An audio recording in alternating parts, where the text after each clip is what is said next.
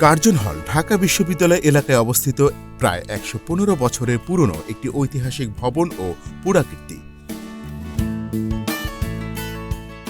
বর্তমানে কার্জন হল ঢাকা বিশ্ববিদ্যালয়ের বিজ্ঞান ও জীববিজ্ঞান অনুষদের পাঠদানে ব্যবহার করা হচ্ছে।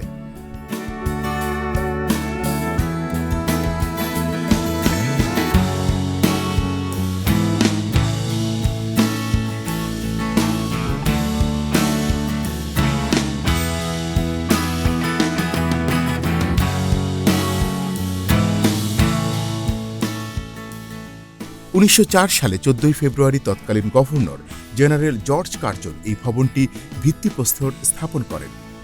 বঙ্গভঙ্গ রদ হওয়ার পর থেকে ১৯২১ সালে ঢাকা বিশ্ববিদ্যালয় প্রতিষ্ঠার পূর্ব পর্যন্ত কার্জন হল ঢাকা কলেজ ভবন হিসেবে ব্যবহার করা হতো।